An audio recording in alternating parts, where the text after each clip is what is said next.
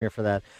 Yesterday, Carter Page sat down with Clinton Foundation donor Zero on Good Morning America, and among the questions asked, the contacts that Carter Page had with Donald Trump. Give us, any indication of whether or not you had contacts with Donald Trump after notice of surveillance. And here's what Carter Page had to say. But you've been under surveillance from the court since October 2016. Since that time, have you ever spoken to Donald Trump? I never spoke with him since. I never spoke with him any time in my life. You've never spoken to Donald Trump in your life? Nope. No email, no text, nothing like that? Never. Never communicated with him through traditional means, Amy. But the one thing that they left out, What?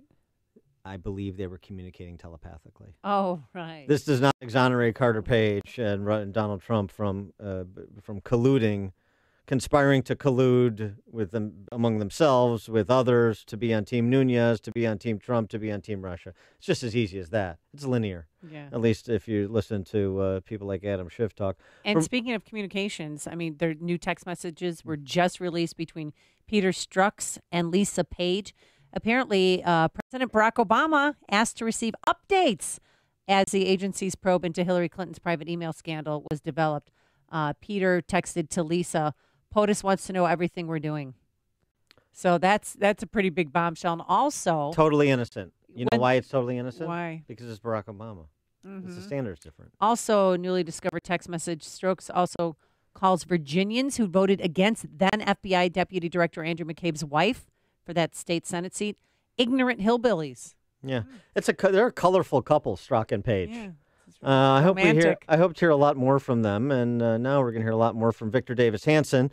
Victor Davis Hanson, National Review, Hoover Institution. He's got a couple of good pieces. He's got a great piece in American Greatness, AmericanGreatness.com about Devin Nunes. I want to talk to him about. And his new book is The Second World Wars, How the First Global Conflict Was Fought and Won. VDH, thanks for joining us again. Appreciate it. Thank you. So let's start with your column about Devin Nunes before we get to some of these text messages Jamie's referring to and whatnot. Devin Nunes is just a dairy farmer. He doesn't understand the complicated ways of big city living in D.C.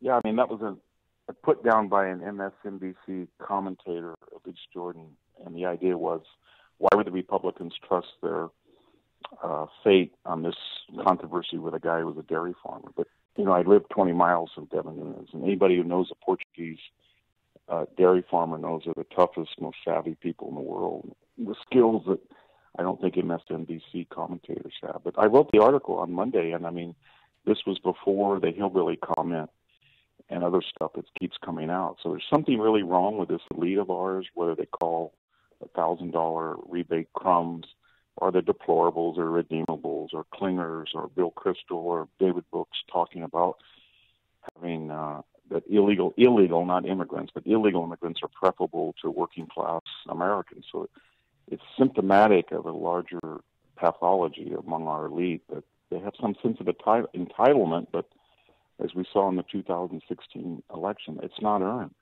They don't get things right. But these text messages that were just dropped, I mean, it shows clear bias on behalf of the FBI, don't you think? I do. I think, if I wrote a novel or you wrote a novel, because you think that, would you put in that the FBI director met with the president, took confidential notes, and then tried to leak them so that he could get a special prosecutor who would turn out to be one of his best friends? It doesn't make any sense. And then he would end up criticizing the president as a chronic tweeter by chronically tweeting. Yeah, it's surreal. The omnipresence of Jim Comey throughout these revelations and the back and forth between the parties about what should be released and what shouldn't be. Do you find that interesting? It reminds me very much of what Hillary Clinton has done since the 2016 election, which is to try and be omnipresent. There's a real, it seems to me, obvious need that she feels she has to rehabilitate herself after that defeat. And it seems to me Jim Comey is projecting a need to rehabilitate himself after his performance in 2016, too. Yeah, I think that's what people do psychologically when they blow it, and then they keep reliving it psychologically as if in front of people. as if by somehow reliving it and changing details or mythologies or fantasies, they can alter reality, and they can't.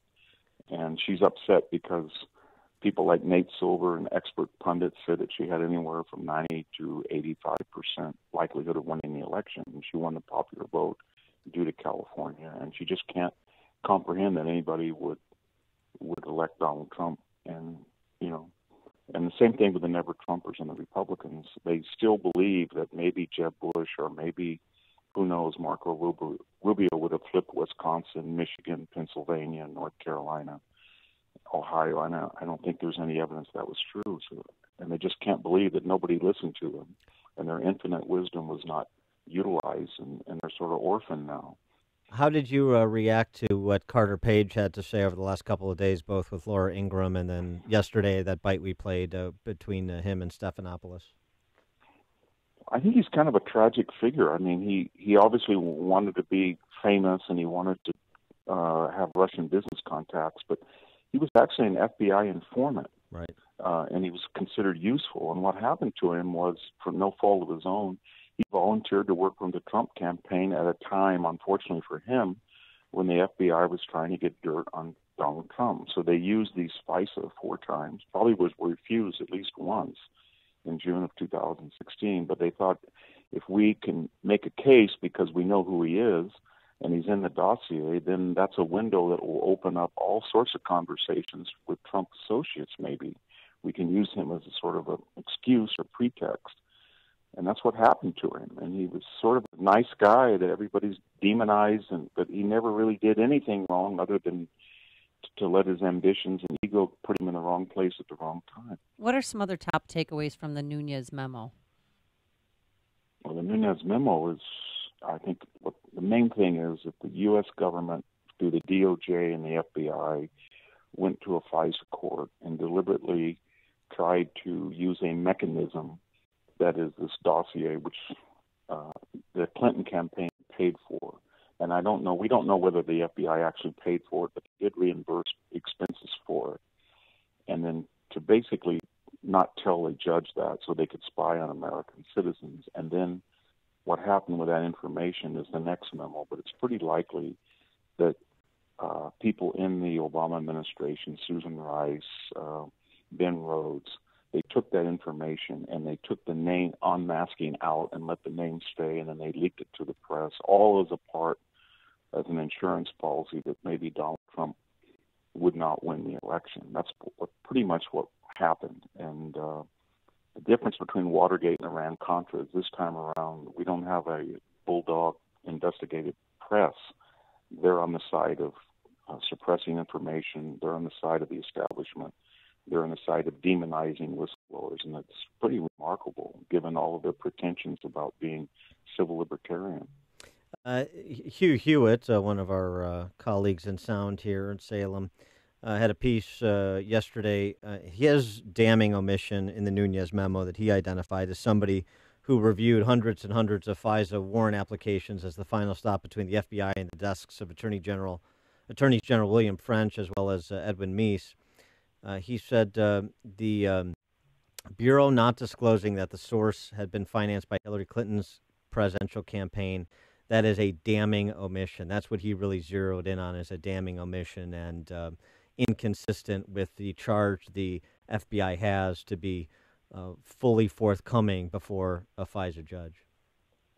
I agree with that. I think that most of the information that came out of that poison tree, because of that falsified or incomplete application, will be damaged or will be irrelevant. So all of these people who confessed or were forced to confess or are facing charges because what they told the FBI was collated by surveillance transcripts, and then they were found inconsistent. Well, if those surveillance transcripts were obtained through illegal or improper means, it's likely that they're either going to reverse their confessions or they're going to sue the government or they're going to be exonerated. So I think that we're going to look at the entire Russian collusion, but maybe even in the so-called the obstruction of justice charges compromised by this. I don't think we've even started this. Watergate took a year and a half. Mm-hmm. Iran-Contra was 2 years. This is the very beginning. It just gets worse each week. Are you looking forward to the Democratic response, the Schiff memo? Yeah, if we can see it, because remember their narrative was that the Republican memo was so reckless that it would endanger national security. And of course, when it didn't, and then it said that it was irrelevant. So they wanted it to be both cataclysmic and irrelevant at the same time. But I don't know, what are they going to do? They're supposedly redacting things, that they're using methods and means that should not be. I hope they release it. I hope it's blunt. I hope it's transparent. But I think what they're trying to do is basically release stuff that's classified and hope that the Trump administration or the Republicans will try to redact it. And then they'll say, see, they tampered with it. So I think just release it, let them release it, let it fall in the arena of public opinion and debate, and let's see what happens.